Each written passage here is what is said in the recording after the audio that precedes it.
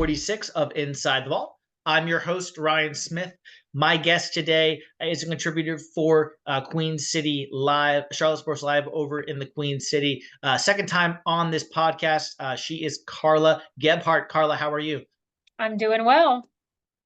It's good to have you on, Carla, once again. Let's talk about the Panthers cut downs today, 253 man roster. Pretty much what this episode was going to be about, as Panthers did release as of 4 p.m. Eastern time today. Their 53-man initial roster is the key word in that phrase. So we'll get into the nuts and bolts of it. But for now, just your initial reactions to the 53-man roster to start. Initial is definitely a key word because we know that by Wednesday, this is probably going to look a little bit different, even more so because, of course, all other 31 teams had their roster cuts today. So I'm sure the front office right now is kind of looking at some other players to pick up or some areas of depth, which I'm sure we can talk about. But overall, I think you look at the roster right now, there's not really many big surprises. I think there were maybe some inklings of, around that cornerback, especially as you got kind of into the third and fourth string, exactly what direction they were going to go. You see a guy like Damani Richardson make the roster. We saw him have some pretty cool flashes this preseason. And Jalen Coker, I would say that's probably the biggest surprise on the wide receiver list, at least currently. But yeah, I'm kind of looking at over it right now, and everything else kind of seems and falls into the place as you thought it would. I know a lot of people were surprised about Terrace Marshall Jr. getting released, especially just, he's had so many question marks since he came to Carolina. But still he had a lot of, kind of hype coming into the league. And so that was kind of interesting, especially because he did also have flashes, even thinking back to the joint practice with the Jets. And so that one was not as surprising for me, just personally, but I know for a lot of fans out there that were looking at things, they maybe thought that he would at least make the roster. Well, Carla, let's stick with Terrace Marshall Jr. for just a second. I know he didn't get to the roster. If you've listened to my podcast, and full disclosure, you probably didn't, but if you have listened to any of my episodes lately, you'll know I am a Terrace Marshall Jr. fan, and this is coming from a Gator fan, even though he went to LSU, but Yeah. that's okay. Now, I just want to get to the nuts and bolts of it just to clarify. Obviously, he didn't make it. We know that he's going to move on to bigger and better things. My question really is this regarding Terrace Marshall Jr. And you may not know this, but I'll ask you anyway. Was it a numbers game at receiver, or was it because, let's go with on the other side, he did request a trade last year, though it was with Frank Reich's coaching staff. And then this year with Canales, it seemed like Canales was giving him one last chance to kind of prove himself. And I think he did give him a lot of leash. They tried to showcase him in that last Buffalo preseason game, but it seemed like with the Jets joint practice, as you said, he got a lot of good practice tape against the Jets, and he really flashed, not just this year, but last year as well at times. But he couldn't quite put it together in a game, and I think that ultimately might be why they decided to move on. Just not enough consistency from the first 3 years, and kind of like this was kind of too little, too late. At least that's how I'm looking at it. And I know I'm being long-winded here, but the other side of it too, you look at last year with Frank Reich and how it seemed like he was inactive for like 7 straight games to end the year. So, and it was healthy, so he wasn't injured. So I think it was probably more than just being a healthy scratch. And obviously, you may not be able to go into that specifically why, but I think, yeah, fans would just listeners want to have some sort of clarity on just, was it really that simple and why he didn't make the roster, or was it a little more complicated than maybe fans realize? Yeah, honestly, well, first of all, any information that I share is just kind of based off my perception, right? Like Sure. I don't know the full disclosure with the coaching staff or with Dan Morgan and the decisions behind it. I'm sure they have kind of their own method to that madness, but I think just based off honestly, we heard from Canales talk a little bit about this and how everything was going to be based off of their body of work. And so I think you kind of look at this and, certainly those flashes kind of made you think maybe he had a little bit more of a shot, because you realize, yeah, he had a lot of production when he was at LSU and in college. And then you saw kind of that transfer and a big dip, even though he's a big body. He has the talent for it, but he just doesn't have quite the consistency for it. And I think that's kind of the biggest thing that he was missing and that they were kind of looking throughout the preseason. I think when you go back to what Canales said about, it being a bigger body of work, that you do have to take in consideration maybe what happened with Coach Reich or what has happened, since he got to the Carolina Panthers with all the different coaching staffs, with the things that he's put on tape. Like there had to have been, and again, this is just a guess, but there had to have been something that they kind of saw there. I think the best thing that could have happened that didn't happen was, obviously he made some flashes. Maybe some other teams were looking at him, and I'm sure if the Carolina Panthers could have possibly gotten something for him, especially because he is a former draft pick, it would have made them feel a little bit better. But obviously, with the way that things kind of fell this season, it seemed like they had to move on from him, which is kind of Mhm. what we saw. And again, we don't know what kind of practice members they're going to bring back. We don't know, what other pickups are going to happen, or if all of 7 of these wide receivers are going to stay put. But I think it was a full body of work type of thing when it comes to TMJ, and I think overall it was consistency. And Mhm. again, I think fans would have probably felt better if maybe there could have been some kind of like trade for him. You would have just felt like, okay, this maybe makes a little bit more sense, but that's just not what happened. Yeah. And just to close the book on that, I think Bryce was saying today, yeah, he's that's my dog. I enjoy playing with him. That's kind of sad that that happened, and so and I just my first gut reaction to that is, oh well, I wonder if the coaching staff kind of consulted with Bryce before they did some of these cuts, or if that's just not the way this coaching staff works. But I don't know. Yeah, I mean, I think we could certainly speculate with some of those things, but I'm not necessarily sure that they're going to put those decisions in the players' hands, right? I mean, Yeah, this is a yeah, coaching staff that has experience with these kinds of things, and certainly Dan Morgan does, and they know what kind of players they want to bring in. And unfortunately, that's the bad part of this business and really any professional sport, is that it comes down to the numbers and what kind of production you're going to get. And at the end of the day, they want to win football games, and I guess they felt that that was maybe a lesser option for them if they wanted to do that. yeah. We'll break down the roster in the 2 segments. We'll start with the opposite side of the ball since we were already discussing the wide receiver position. Looking at it as a whole, do you think we'll start with QB and running backs? Obviously, Mike Boone, the odd man out at running back, and then Jack Plummer, I should say, for the quarterback position. Obviously, they want to try to get him back on the practice squad. It looks like he had obviously a really good game against Buffalo. Was there any consideration, do you think, of them taking a third quarterback, or just not wasting a roster spot at this time with Plummer? Yeah, I mean, I think it totally makes sense to bring him back on the practice squad, and I don't know necessarily what they were thinking with that move. I know Canales was definitely keen on keeping 3 quarterbacks, but I think it just makes more sense from a practice squad standpoint to kind of have that if you need it. But I think, I mean, overall, when you're looking at this roster, and all of this kind of comes down to coaching, but you're looking at kind of the talent availability that you have, and certainly some other positions that need a little bit more depth, even on the defensive side of the ball. And so I think that definitely played a factor into Plummer getting waived today. Yeah. At the running back position, Mike Boone is someone I think a lot of people enjoyed watching throughout the preseason. He's a veteran guy, Vikings, Broncos in the past, and so he's been in this league. It sounds like he is going to be brought back, so that's good to potentially hear there. But rolling with Chuba, Sanders, and Blackshear at this time, and then you got to think with Jonathan Brooks coming back eventually off the pup, someone like Blackshear could be the odd man out. Do you think they keep 4 once Brooks comes back, or do you think someone like Blackshear might be the odd man out there?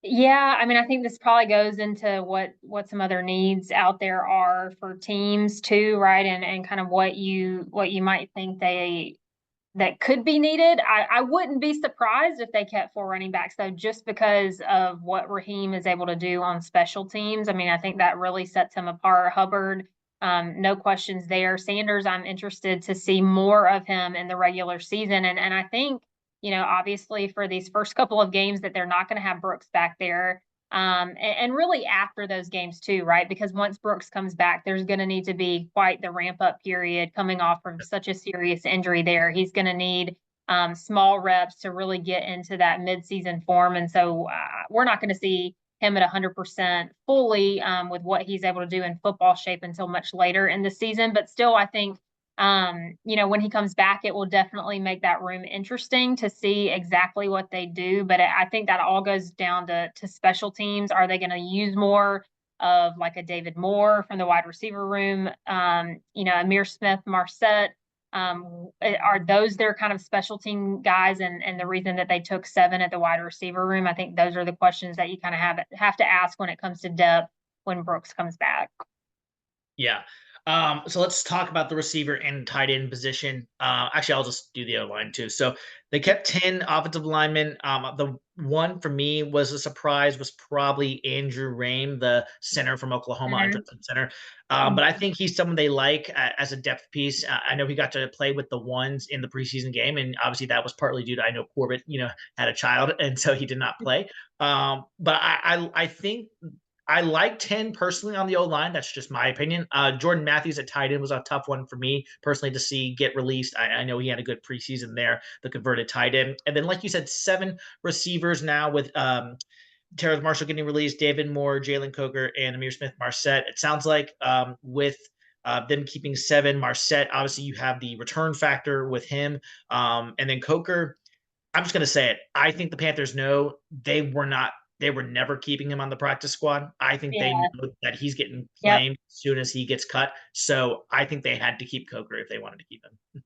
Absolutely. And I feel like just kind of based off what we heard, and I mean, honestly, if you go back to some of the practices and training camp, you could kind of see that there was definitely talent, right? And this is a guy that's coming from a much smaller school in Holy Cross. And so, everybody's kind of getting more familiar with them if they weren't already. But they really didn't talk a whole lot about him, right? And I think, sometimes when you're seeing that production on the field and then you're noticing that they're not really talking a lot about them. I think that's because they want to keep some of these guys a little bit of a secret, right? Yeah. Especially if they want to keep them on the practice squad. And so it will be interesting to see exactly what they do with him. But obviously, he is a talent, and to have kind of made that name for himself. That again, that's kind of why I said that was a little bit of a shock, just because we haven't heard them say a ton about him, other than like, hey, yeah, he's doing really well. So that was the biggest shock. I mean, you go to the tight end room, no big surprises there. I was really sad to see Jordan Matthews get cut too, and I hope, one of the things you have to maybe understand too is they're releasing, some of these guys maybe in hopes that they will get picked up and get put, like on a 53-man roster. Jordan Matthews though is just one of those kind of culture guys. So I would not be surprised to see him, come back in some way if possible. But he's definitely a guy that you would love to have in your locker room. But I think this is just one of those things that kind of came down to numbers, Mhm. and you're not going to, necessarily give away Ian Thomas right now. Sanders, a young body, a fresh body, and Tommy Trimble. We already know what he can do in the league as well.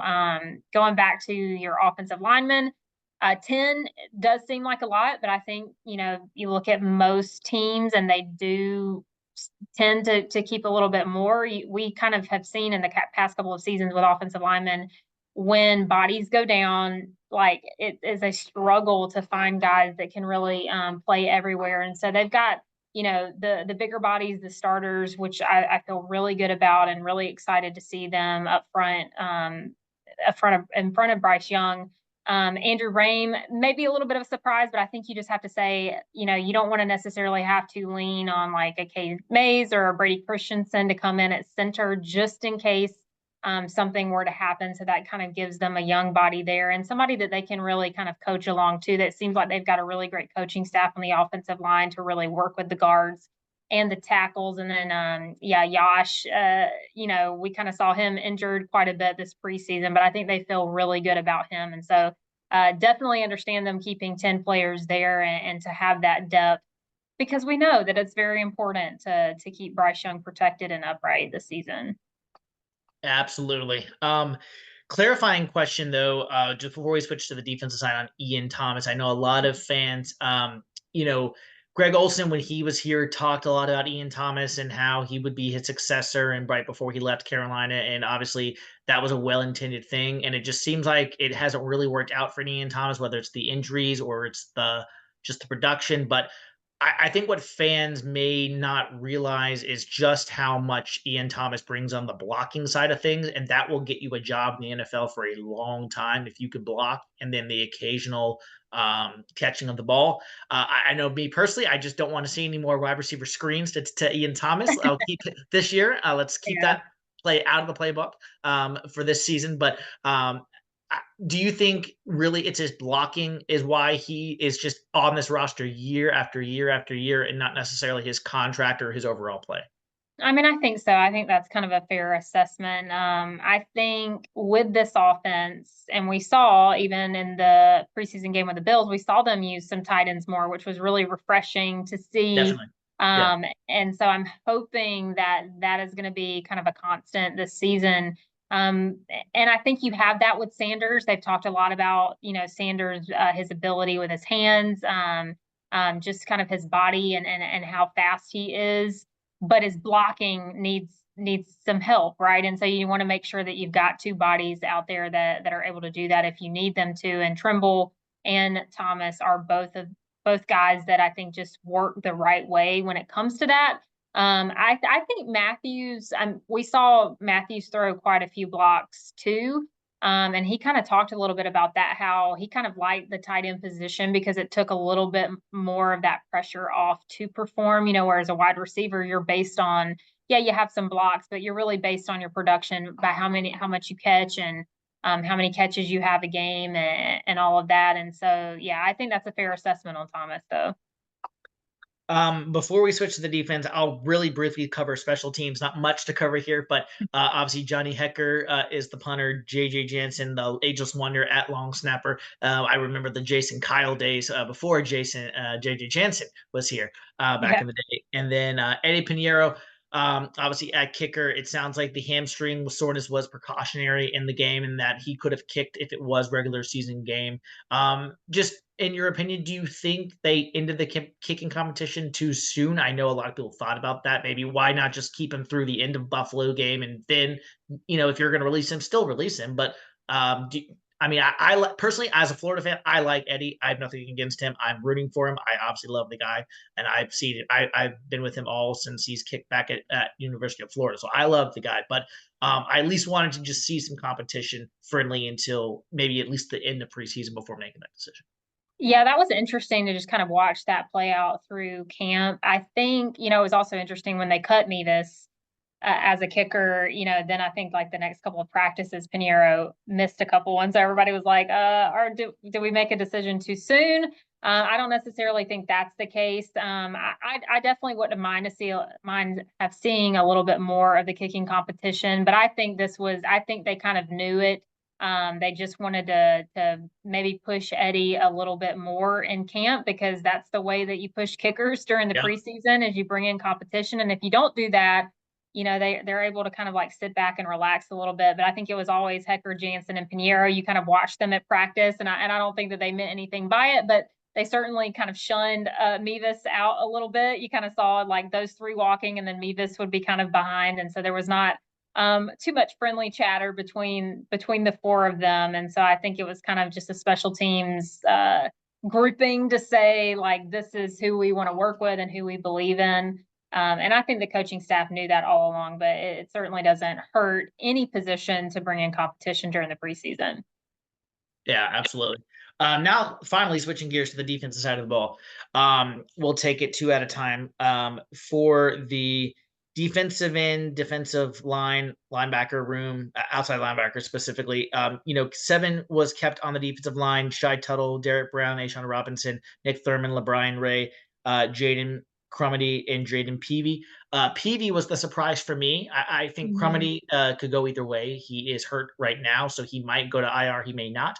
I think that's going to be one of the first rooms personally to get trimmed once we have some waiver wire movement there. And then at the outside linebacker, Clowney, DJ Johnson, Chason, and Eku Leota, who I was personally glad to see Leota make the roster as well. He shined in the first preseason game, and then I didn't see him the last two games. It seemed like he just was there, but that could be something else that the Panthers could bring in. We'll get to that after we do the defense, as far as some targets maybe the team might bring in. But your thoughts on those two positions on the defensive side of the ball? Yeah, defensive line, I really didn't see anything too crazy there. I think they probably wouldn't mind. I think it depends on the numbers and what kind of decisions you have to make there, but they wouldn't mind, I'm sure, bringing in some bigger depth and some more experienced guys with that. So that would be good to see. I kind of agree with your point about Jaden Peavy.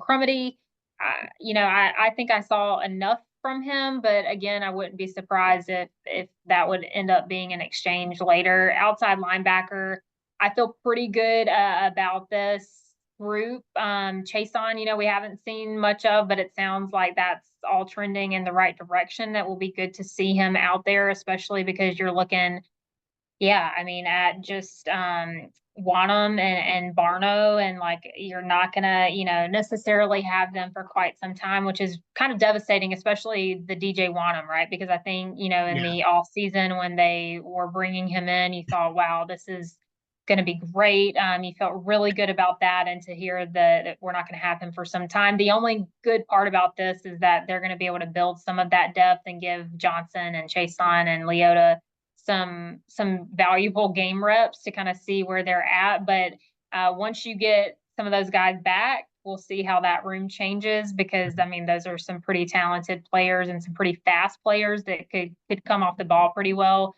So I will be excited to see them return back into the lineup. But I feel pretty good about the outside linebacker position, although I still, and I don't know necessarily who would be on the chopping block, but I mean, with that you got to remember the Panthers have the first pick in the waiver wire, Yes, they and do. I would be kind of just interested to see the outside linebacker position and see possibly who they could take. I would think that would be a pretty flashy position to try and grab somebody pretty quickly. But we'll just kind of have to see. I think I saw, Andre Carter and Henry out of the Commanders Yep. get released, and so those Yep. would be some names maybe that they could take a look at. But overall, I don't hate that list. Yeah. Outside linebacker, I think those were pretty four set in stone with Shaq, Josie, Charis, and Trayvon Wallace. And then at the cornerback room, keeping five, Horn, Michael Jackson, who they just traded for, Troy Hill, Deshaun Jameson, Chaw Smith, Wade. I personally, in my mock, I had this correct. I did not see Budo making the roster. I think he just had too inconsistent of a third game to really make the roster personally for him. Um, and then I'll just go ahead and do the safety to round it out. Yeah, I was surprised about Alex Cook. That was my Yeah. one name on this back end. Mhm. I'm happy for Damani Richardson. I really think he deserved to make this roster, and I realize he might be practice squad material after a few waiver people come in. But I like Woods, I like Fuller, Scott. Those are obviously the three main guys. And then Jamie Robinson was a mild surprise for me, I would say. I almost thought Rudy Ford was going to make the roster because I said, well, you brought him in for a reason. Well, you wouldn't have wasted a spot on him in camp if you were just going to cut him 2 weeks later. But yeah, I guess that's what happened there. So, your thoughts Yeah. on those final three positions on the defense? Yeah, I mean Shaq, Josie Jewell, what a solid what solid starters there. They've been in the league. They know this game. Great communicator. Shirellis did really well this preseason, and Trevin Wallace, man, I can't wait to see more of him, because I He's feel a like that was stud. the guy that we were talking about all throughout camp, all throughout the preseason. Like, I mean, it was felt like every play on defense we were hearing his name, and so he's going to be really special, I think. And he had kind of said like he used to watch Luke Kuechly's video, and some other former Panthers players. I feel like he kind of has that wow factor, or could potentially, as long as he continues to trend in the right direction. He's got the talent and the work ethic there. You look at the cornerback room. I don't Obviously JC Horn, we know what he can do. I felt like throughout training camp, we were, it was Lamar Jackson then. It was Lamar Jackson and a bunch of other guys that were kind of like competing for those spots. And so I just think yeah, I mean, Shaw Smith Wade, I think Deshaun Jameson, they have some versatility with that position, which is really good. But I get, again, the further down on this depth chart that we get, I could see a lot of movement happening in the coming days. But again, these are some guys that they might want to put on the practice squad. Shaw Smith Wade was interesting to watch because they've talked a lot about how they can use him really in several different positions, and I think they like that about him. Mhm. The safety group, this is probably the strongest group if you're looking at Xavier Woods and Fuller and Scott. Jamie Robinson, I will say that was less of a surprise for me just based off kind of the production that he had in the preseason. And then Damani Richardson certainly with the work that he put in deserved at least this for today. I don't necessarily know if this will last by the time that we get to Wednesday when those pickups start happening, but at least hopefully they'll be able to keep them on the practice squad. But I mean, overall, I think every group could probably stand to have a little bit more depth, just because we know how injuries work, and you've got, I mean, several of the starters that have had injury incidences within the last 3 years. So you just want to make sure that you're smart in all of those movements. And there's some, I mean, some cornerbacks that are going to be available that were pretty interesting. I really did like Alex Cook. You kind of said you were surprised about him, but I really liked watching him this season. I thought he was a really hard worker, and so I kind of hated to see that cut as well. Let's go into the time we have remaining here before we wrap up some of the potential signings positions you might think on the waiver wire. As you said, we do have first in the waiver wire. The Panthers do. A lot of people to be bringing in. Obviously, like you said, depth was really a position. We were really top heavy, I think, last year, and obviously we will be some positions this year as well. Some of the guys that and maybe you can just kind of go through my list and add some more names to yourself. KJ Henry, who you mentioned from the Commanders, played at Clemson. He might be a guy to look at. The guy from Seattle when Canales was there, Dwayne Eckridge from Western Michigan. He's a returner as well, and he's a speedster, so that could be a signing for them. Russell Gage, formerly of Tampa, now with Baltimore. He got cut from Baltimore. He has familiar with Canales in Baltimore, or Tampa, rather. And then on the defensive side of the ball, you've got the other guy that you just mentioned that I'm now blanking on his name. Andre Carter. Yes, Andre Carter, a former Army. And there was talk he was first round material at one point in the spring, and Yeah. then he Well, obviously got undrafted. yeah, I was going to say, I mean, the biggest thing about him, if you look at his preseason numbers, 15 tackles, 2 sacks, or I think 2 sacks, maybe 2.5 sacks, and one forced fumble. That's pretty good for a preseason in 3 games. So I think you got to give credit for that production. Yeah. So if you had to boil it down in your best guesstimation, so if I were running the team, I would say we would be on defense. I would say either outside linebacker, like you said. Oh yeah, the name I was thinking of was Carl Lawson. Got cut by the Cowboys, and I know he was hosted by the Panthers a while back in the spring. Yannick Ngakoue is another name. But does he want to play on $6 million? I don't think so. So if I had to guess, outside linebacker would be the position for me on defense, and then on offense, I think either another receiver or maybe even another tight end if it's not Jordan Matthews. So, what are your thoughts on maybe some of the positions and players they're targeting overall? Yeah, I wouldn't mind to see just kind of another tight end brought in to if you can create competition even on the practice squad. I mean, at some point you're going to need some depth in that group, and so just to bring in some more experience, some more guys that are used to playing in some games, that's never going to be a bad thing. Definitely I would look at outside linebacker, but I say that because based off of some of the names that I saw getting cut today, I think those would be some considerations for the front office to bring in. And then I think I would go also cornerback because I mean you're looking at J.C. Horn, Michael Jackson. Michael Jackson didn't get to play in the game on Saturday. I think today maybe was like his first full practice, and they got him with that trade with the Seattle Seahawks. So I think based off kind of what you see from him, I saw Keenan Isaac and Zach McPherson, I think, that were available at the cornerback position. I just, until we can get, if we had Dane Jackson, we wouldn't necessarily be having this conversation as much, but I think you definitely want to maybe look at the cornerback room. Yeah, I mean, JC Horn is someone who, like we all know, if he can just stay healthy, and I think the Panthers want to keep him around long term, like they've done with Derek Brown. It's just that proof of concept of staying healthy with him. And so, as I get you out of here on the last few from me, from the overall, not necessarily roster now, just kind of perception and reality of the 2024 season coming up here. Um, I'll get you on these two questions. What is something we're not talking about enough with this team? Good, or improvement wise. But I'm just like bad improvement wise going into the season. And then lastly, I think I asked you this first time you're on, but maybe you have an updated prediction, bold prediction for the 2024 Panthers version. Oh man. Let's see. Something we're not talking enough about. And it can be good or it can be not so good.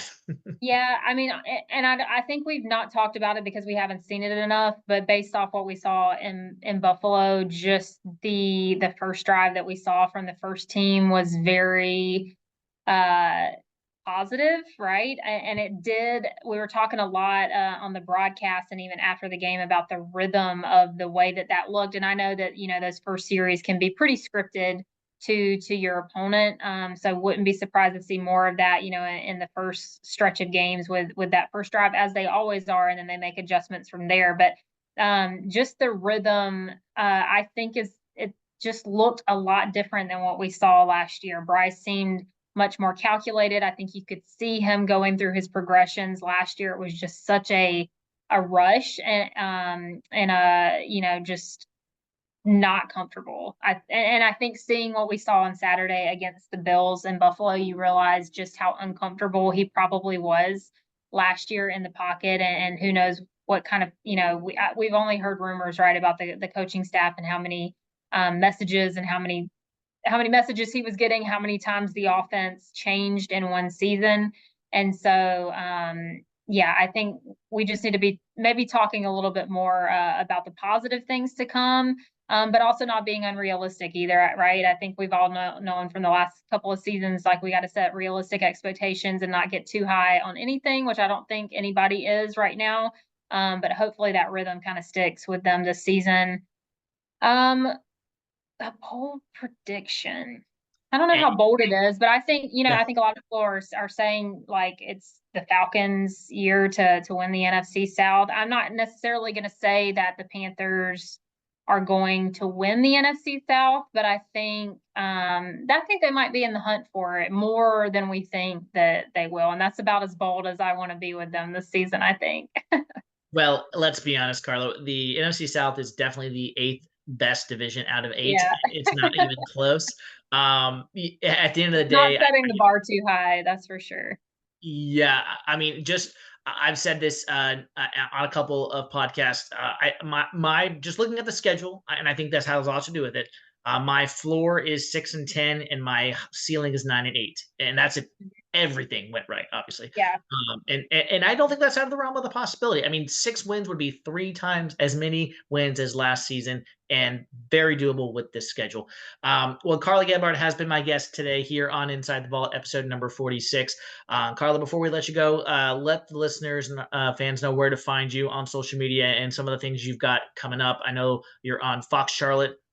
Charlotte Sports Live is where they can find you there. But any other things that you have coming up and where they can find you on social media? Yeah, a lot of different things. On X, I am at Carla Gebhart, so that's pretty easy to find. On Instagram, it's at CMET91. I am on Charlotte Sports Live every night from Fox Charlotte from 11 to 11:30, and then once the Panthers start or once the Panthers season starts, excuse me, we're going to do our pregame Black and Blue Kickoff Live show, which starts at 10 a.m. on Sunday mornings ahead of the game. Usually travel throughout the season. So be sure to tune into Fox Charlotte or your local Fox affiliate. If you are in the Carolina area, you'll be able to watch that pregame show. Do a couple other things with NASCAR on the side too, but I don't think Panthers fans care too much about that. So All right. Well, Carla, thanks again for coming on. We'll talk to you down the road, and best of luck as the Panthers get ready and you get into the football grind of the season. awesome. Thanks so much. And that'll wrap up episode number 46 of Inside the Vault, a Carolina Panthers podcast. I'm your host, Ryan Smith. rate, review, and subscribe wherever you get your podcasts, and we'll see you next time.